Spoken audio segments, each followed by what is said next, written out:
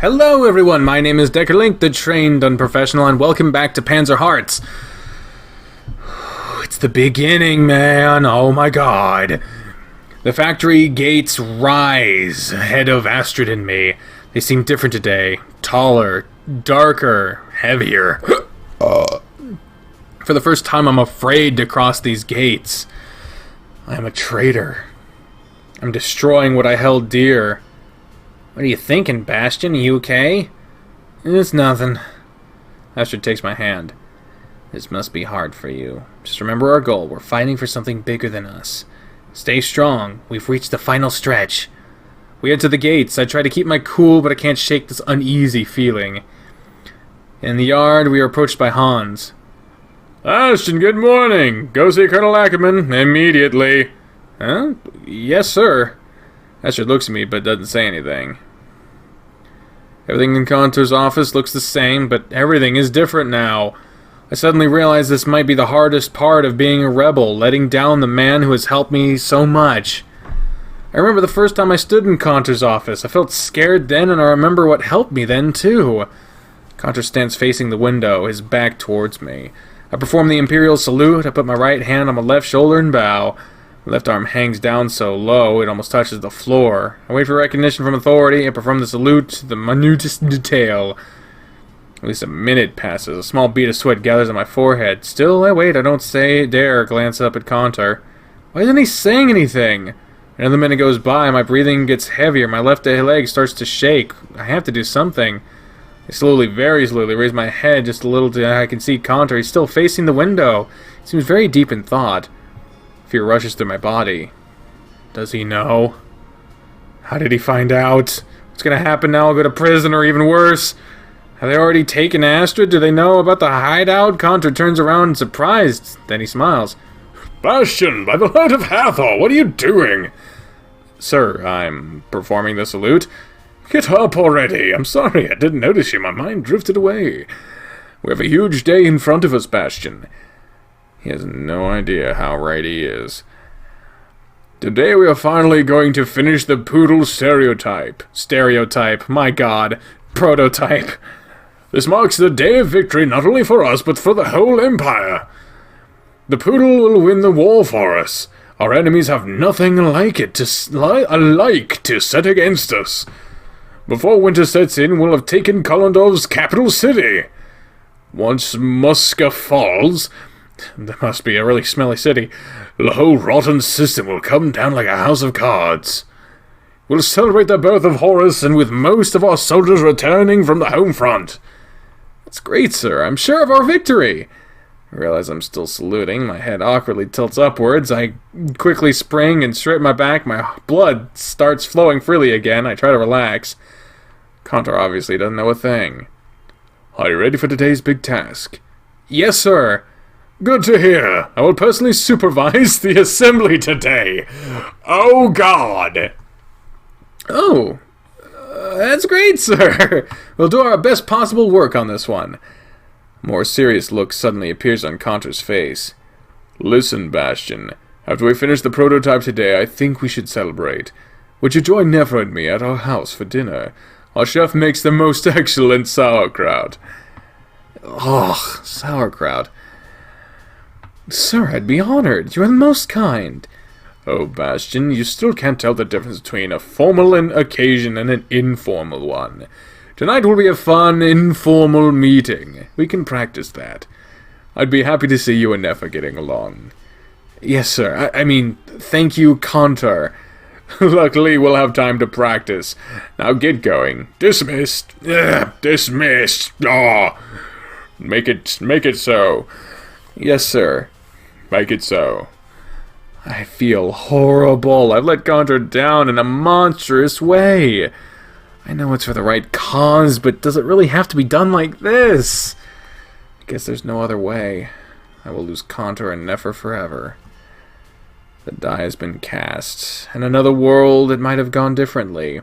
An allusion to the idea of playing this game again. I step into the assembly hall. It's the last time I'll ever do so, at least as a factory worker. The air smells of hot metal and petroleum, the machinery, the conveyor belts, the welding, the large pieces of metal. This was my home. This was my home. It's bittersweet. Bastion!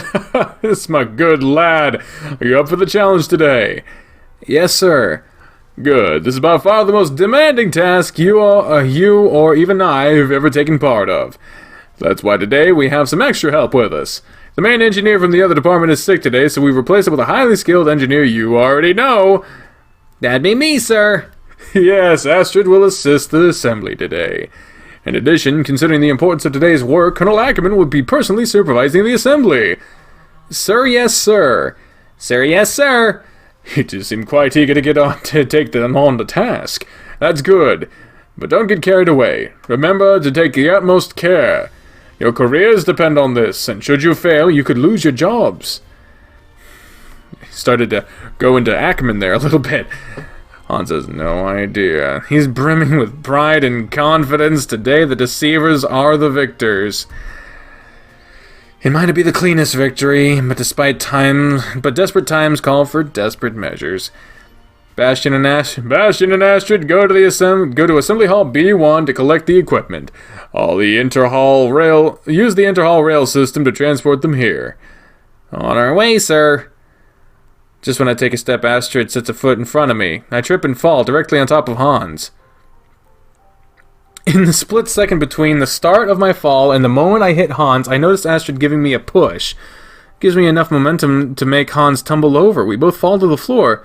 In a light of Hathor, Bastion, I can be so clumsy. Bastion, you idiot! Get off me right now! Hans is furious. I scramble myself up and feel super humiliated. Must be the injury he suffered in battle. He's still recovering, the poor boy. But... Enough! Just get going. We have no time for such stupidity. Let go. Yes, sir. Astrid grabs my arm and basically walks me out of the assembly hall. I'm furious, but control myself until we get out of sight. The heck was that about? You humiliated me! Well, to be honest, you have been falling quite a lot, so you can't really blame me for that. Astrid, why are you jeopardizing the mission like this? Calm down, I just needed to get these. Astrid shows a set of keys in her hand. Need to make one stop on the way. What stop? The operations center. It's our last opportunity to get intel from there. That's why I needed the keys from Hans. Sorry I used you, but anything for the righteous cause, right? I gotta say, you did look quite funny when you fall on Hans. She lets out a laughter, but I'm not amused. It's not part of the mission. We can't compromise our primary objective. This is too big a chance not to take advantage of. They obviously don't suspect a thing. Everyone's gonna be at the tank assembly. We have to do this. But what if we get caught? The whole mission could be compromised. Astrid steps closer to me, her face an inch from mine. The way she's looking at me, it's like I'm being inspected. Do I need to remind you that in your new organization, I am your superior? You are to obey my orders, understood? Oh, yes. Thought I was getting away from this shit. Yes, ma'am. That's better. Now follow me. Astrid commanding me like this, it arouses a strange feeling in an interesting way. It feels good. He is a bit of a beta, isn't he? Okay. Oh my god. Oh my god. We thread through the assembly hall until we reach the operations center. I try to shake the feeling of being watched, but I fail miserably. My focus should stay on Astrid, and I need to trust her right now. Astrid takes the keys out of her pocket and opens the door. Welcome, sir. She emphasizes the last word. Annoyed, I walked into the operations center. Get the map and all the intel you can. Hurry. I take the map off the far wall, neatly rolling it up. Should I take the weird typewriter? The conundrum machine would be a jackpot for us, but we can't possibly carry it out of here unnoticed. Just grab all the papers you can carry. I go through the drawers and fill my lap with papers. Astrid throws the duffel bag in front of me, and I stuff the papers with the map inside. How are you gonna fucking just hold on to a duffel bag full of important shit and have people not notice? Okay, time's up. Let's get going before they get suspicious. We quickly exit the operations center and lock the door behind us. Nobody's watching. We made it. Walk straight to the assembly hall B1 as quickly as possible without looking suspicious. Oh, Jesus. The tank pieces for the Poodle are gargantuan. The massive assembly hall feels smaller because of the tremendous size of machinery we're about to assemble and destroy. We climb on a turret piece. It's huge. The barrel's nearly 10 meters long. Astrid takes a package out from her pocket. It's the bomb that will destroy the Poodle's prototype. Astrid sets the timer on the bomb. 8 hours. We insert it deep inside the barrel, both grinning with concentration. This is all done in complete silence. We practiced all night to get this right in a heartbeat. After that, we climb down and get into crane operators' cabins. We need 2 cranes to lift the pieces up, so heavy they are. With great precision, we attach the pieces on the overhead hooks. One mistake and we could break the pieces and most likely the cranes. But our teamwork is flawless and we get all the pieces attached and swiftly and neatly.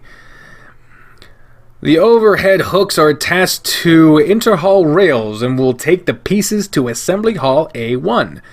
After finishing the job, we get out of the cabins. I feel like hugging Astrid, but I know we're not done yet. No, the hardest part is still ahead of us. But for now, everything is going according to plan. In silence, we head back to main assembly hall A1. What took you so long? We don't have all day. Get to the assembly area now! Hans is nearly spitting with anger. As I'm heading towards the assembly area, I spot Conter heading our way. A cold bead of sweat drips down my spine.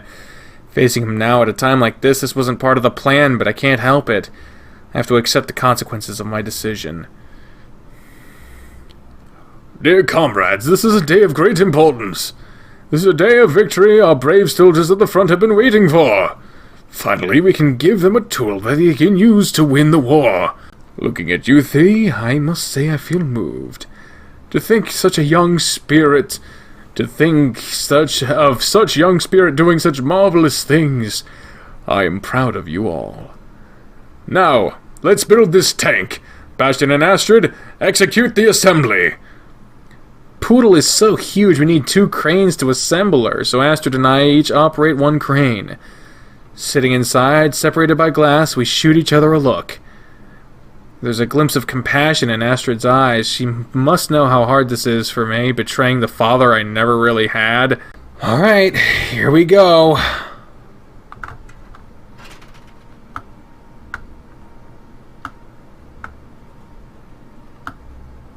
Oh, shit. I guess that's it. Our last tank. We climb down from our machines. Hans and Conter stand in silent awe, gazing at the tank. When I'm down on the ground, I do the same. The tank is on another level, surpassing anything I've ever built or seen. I didn't know it was possible to feel pride and shame at once. Astonishing! This machine, it encapsulates the greatness of the Empire. Smooth, powerful, yet beautiful. Hans, even though we know the details of this tank, give us a little briefing, just to amuse us.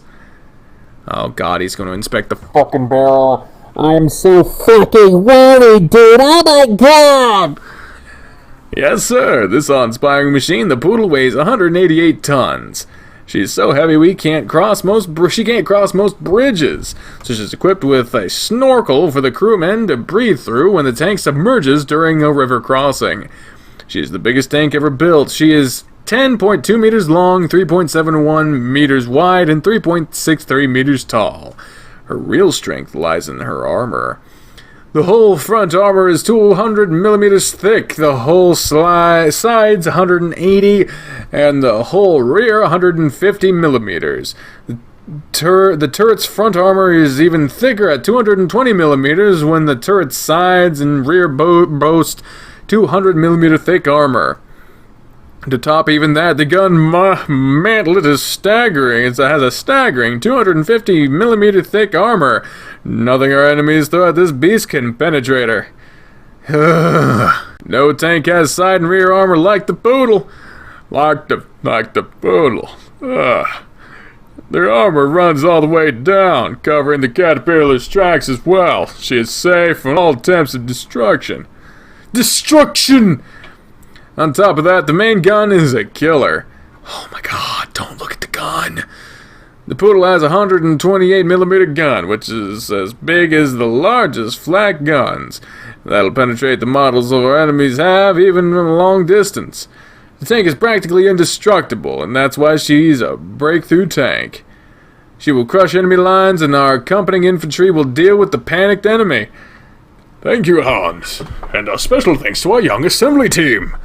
Soon these machines will start rolling out from the factory in great numbers. Look at her and remember this moment. Still, our work is never finished. Get back to it. Bastion, report to my office. God. I glance at Astrid, her jaw is set.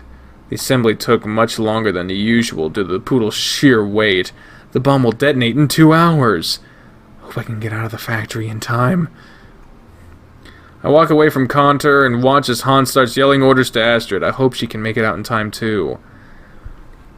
Conter is yet again standing at the window, his hands behind his back. This time, though, he turns quickly upon my entry and beams at me.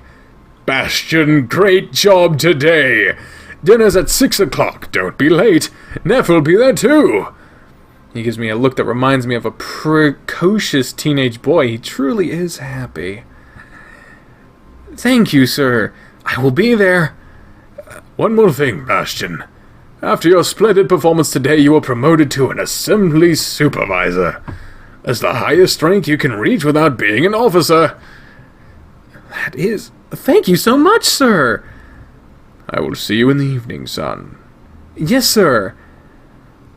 I hold back tears as I leave, careful not to look at Frau Breller. I walk out of the factory. I get on my bike. I exit the gates. I look behind me. I start pedaling. That was my last day at the factory. The meeting spot Astrid and I picked is quiet, almost beautiful. It's along the river, hidden under a patch of low-hanging trees. Only a few minutes now before the detonation. The wait feels surreal. None of this could actually be happening. I look around nervously, hoping to see Astrid. Where is she? Did she make it out?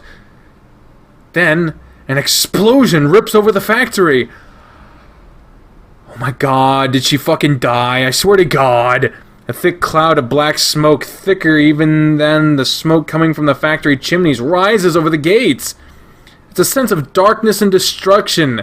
It's a scene of darkness and destruction. It reminds me of the Poodle painting hanging on Conter's wall.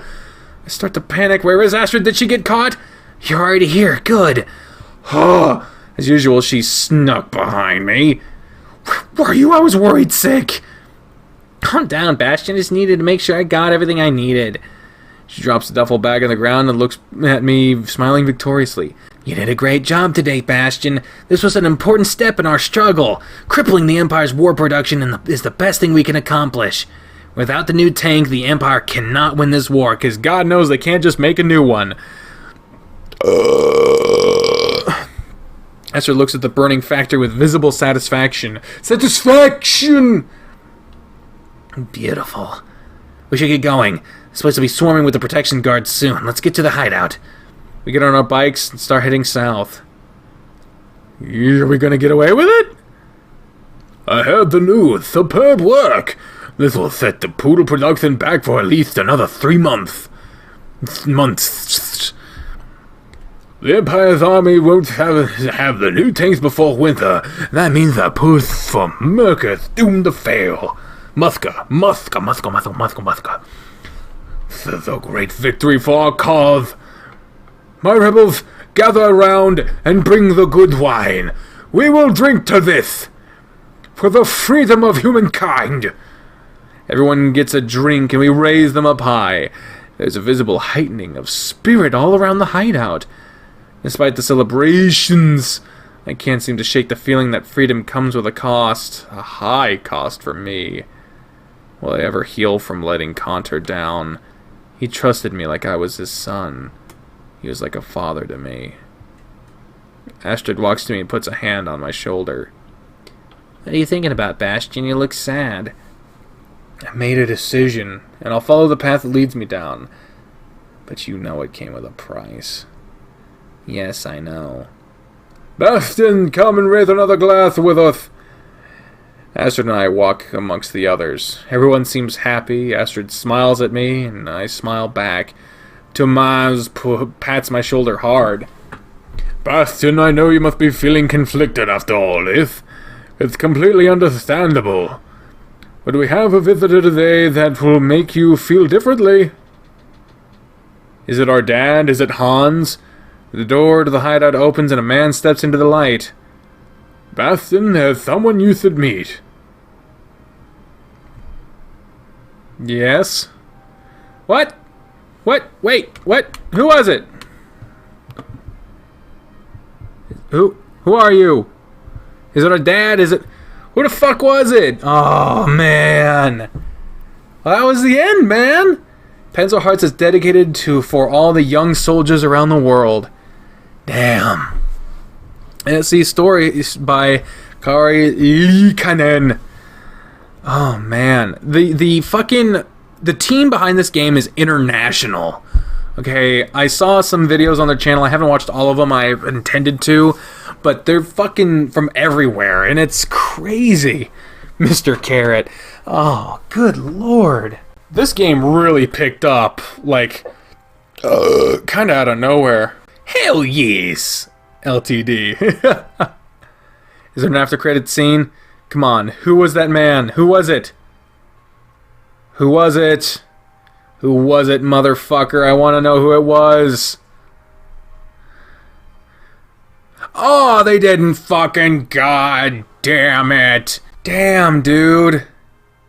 And it kind of looked like it could have been Hans, but at the same time, it could have been our brother, it could have been our dad. I have no idea.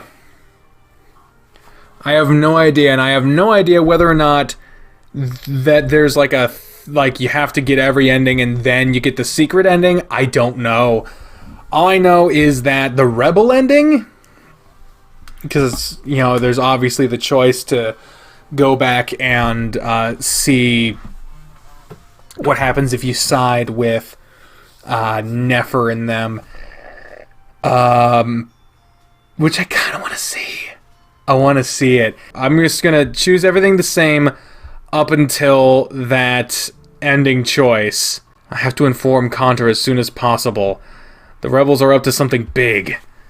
On arrival, I jump off my bike, not even bothering to park it properly. I ring the doorbell. It isn't normal to disturb your superior at this hour, but it's an extraordinary situation. Still, my nerves start to get to me. Ah, now this has to be another episode, because this is a long fucking... This is a while. Thank you all very much for watching this episode of Panzer Hearts. This was the Rebel ending, and now we're going to see what happens when we pick the